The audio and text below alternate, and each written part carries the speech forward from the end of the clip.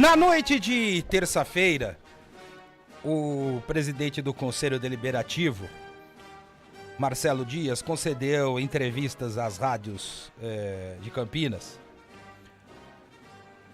Rádio Central e Bandeirantes, falando de diversos assuntos e insistindo na tese de que o Guarani vive uma boa situação financeira, um bom caminho administrativo.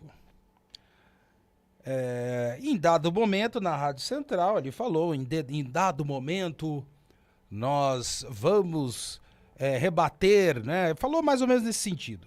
Rebater os números que estão sendo divulgados pela mídia. Bem, se você não falou, Marcelo Dias, eu falo. Sou eu que divulgou os números. Foi eu que falei a partir de uma fonte muito generosa, que vem fazendo um trabalho de decupação e de investigação a respeito dos balanços do Guarani. Bem, mas já que você tentou, insinuou, né, tentar tirar a credibilidade daqueles que estão, né, nesse trabalho, no caso eu e a minha fonte, eu vou fazer diferente. Como eu sou o único que insiste nessas palavras, nessas teses, nesses dados, e eu lamento muito,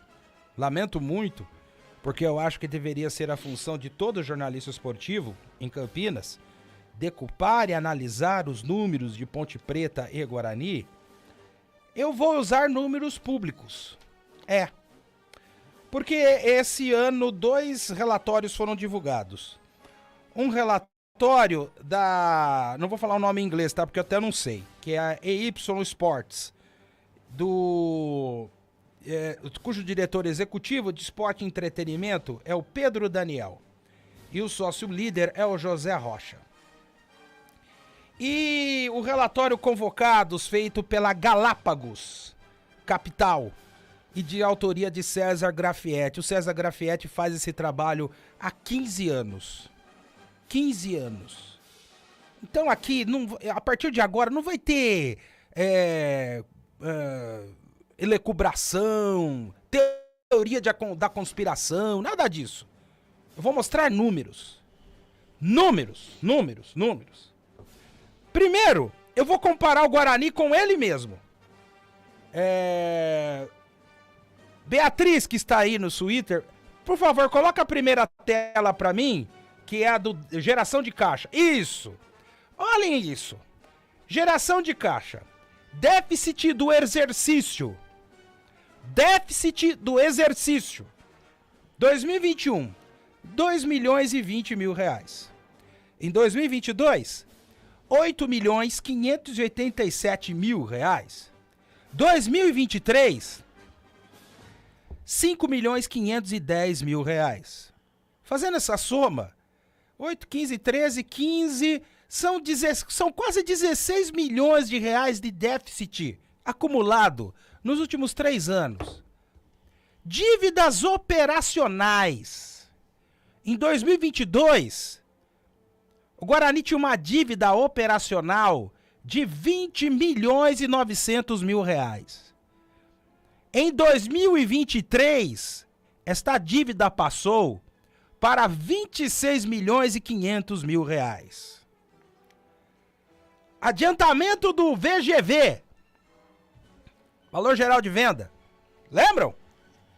Quando o Roberto Graziano, né, negociou e tem de posse o Brinco de Ouro, tem um valor do VGV que será utilizado para construir o estádio, para viabilizar o centro de treinamento, a nova sede, tudo previsto na sentença emitida pela juíza Ana Cláudia Torres Viana em agosto de 2015.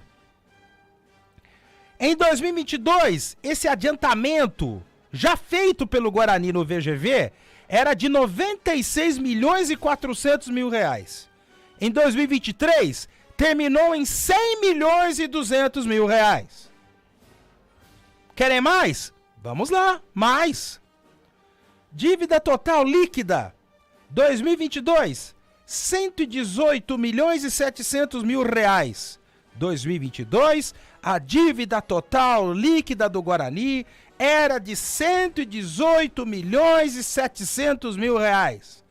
Em 2023, 128.100.000 reais.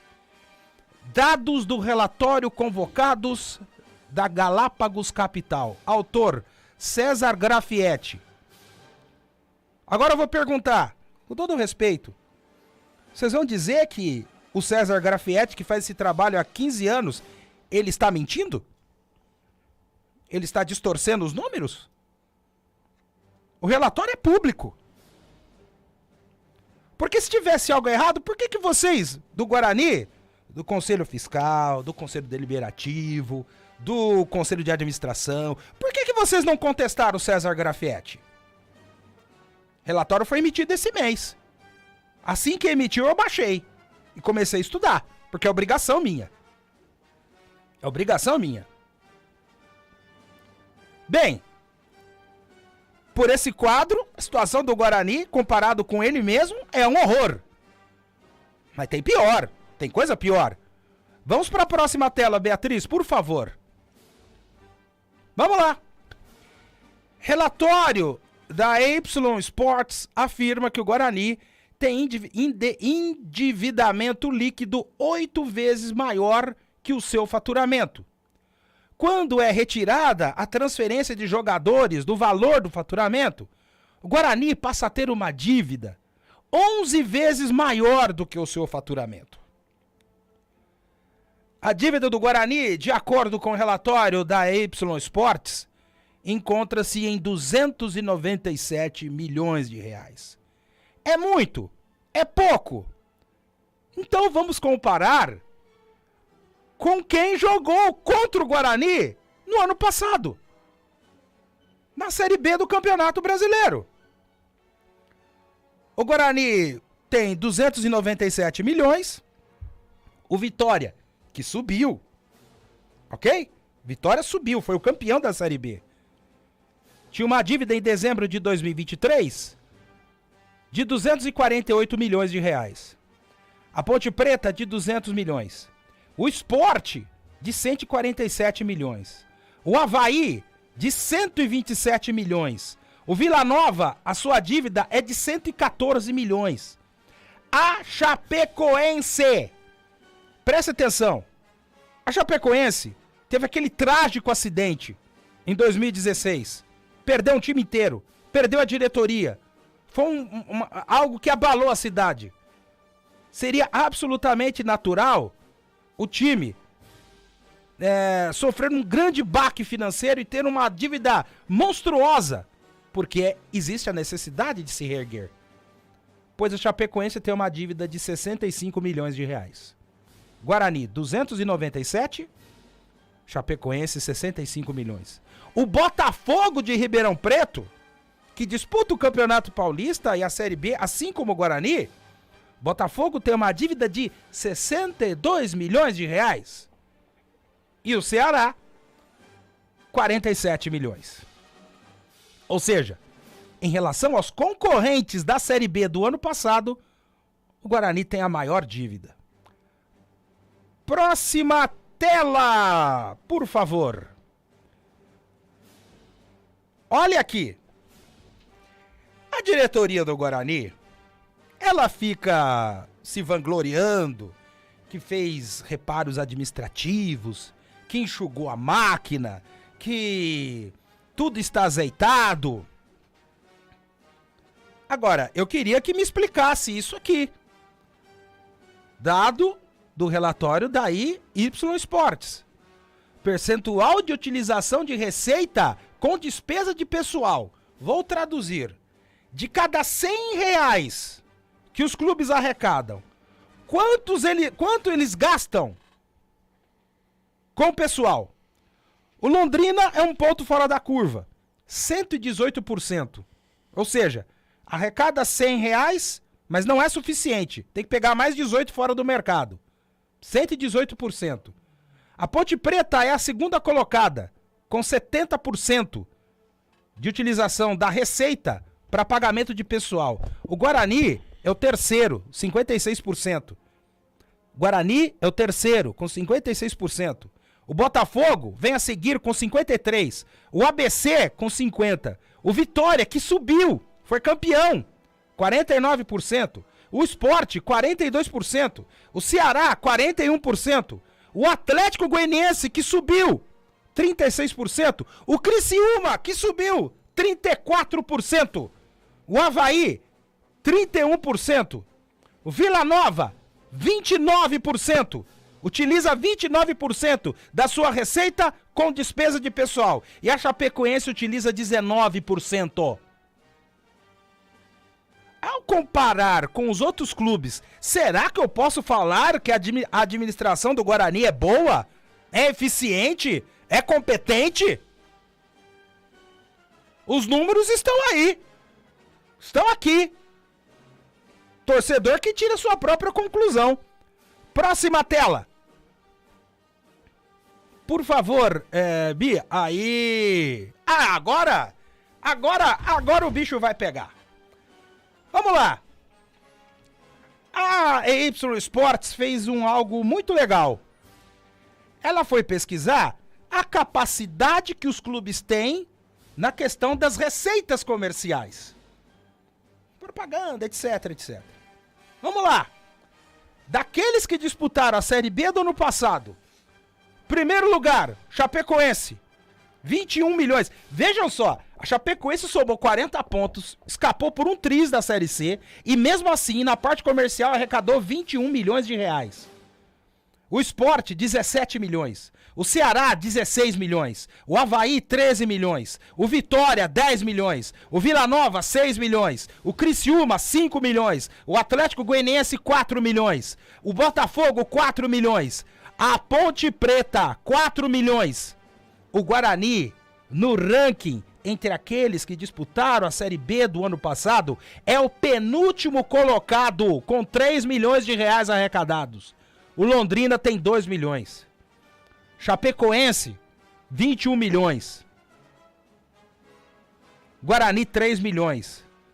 Vou traduzir as duas equipes em cidades do interior, sediados em cidades do interior. Mas a Chapecoense está em um estado com potencial econômico muito menor do que o estado de São Paulo. Não tem nem como comparar. Repito a pergunta. Isso é administração eficiente? Os dados, estou mostrando dados. E as receitas de match day, que é o dia do jogo? O que os clubes arrecadam no dia do jogo? No total? O Vitória, lógico, por ter sido campeão, 34 milhões de reais. Arrecadou no dia do jogo. O Sport, 29 milhões. Ceará, 23 milhões. Criciúma, 16 milhões. O Botafogo de Ribeirão Preto, 7 milhões. A Chapecoense, 5 milhões. O Guarani é o penúltimo colocado com 2 milhões de reais. Só ganha do Londrina com 1 milhão de reais.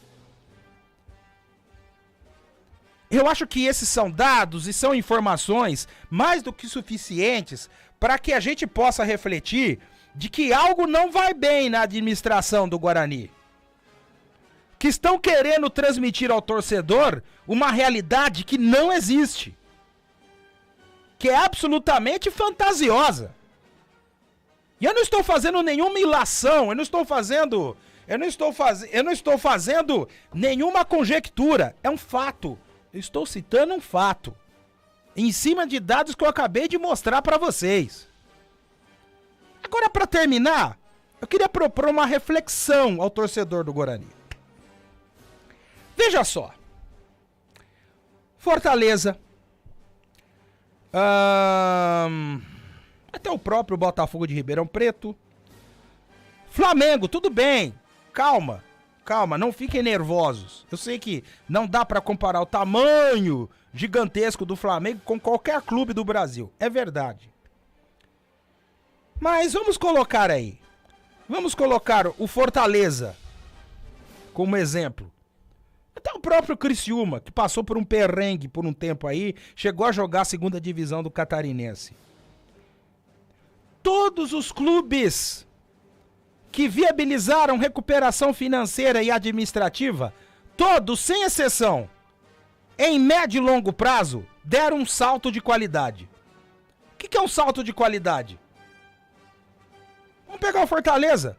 Fortaleza, depois de vários anos tentando a terceira divisão, chegou à primeira divisão, se solidificou na primeira divisão, conseguiu classificação na Libertadores, chegou na final da Copa Sul-Americana, ganhou Copa do Nordeste. Ou seja, a recuperação financeira se refletiu no gramado. Vamos pegar também o Novo Horizontino, que teve uma mudança de rumo nos últimos anos. Saiu lá atrás da Série D, está agora na Série B. E faz boas participações em campeonatos. O Atlético Paranaense não preciso nem contar, né? O Atlético Paranaense era menor do que o Coritiba no final da década de 90. Fez um trabalho sério de equacionamento financeiro, mudou a sua estrutura, já foi campeão brasileiro, finalista de Libertadores 2 vezes, Sul-Americana também, Copa do Brasil. Aí eu pergunto, que raio de saneamento financeiro que é esse do Guarani que não reverte em resultado no campo? Não tem acesso, não tem chegada em semifinal de Campeonato Paulista, não tem presença constante na Copa do Brasil. É saneamento para continuar pobre? Pense, torcedor bugrino. Pense, reflita. E para encerrar, quero dizer o seguinte. Milor Fernandes, genial. Teve uma grande briga com Chico Buarque. E uma vez no Roda Viva ele disse o seguinte, ao dizer de Chico Buarque, não tô dizendo que eu vou concordar, mas é a frase dele. Desconfie de todo aquele que lucra com a sua ideologia. Eu vou parafrasear o Milor Fernandes e vou usar para o jornalismo esportivo. Desconfie de todo profissional de imprensa que não aborda bastidores com profundidade.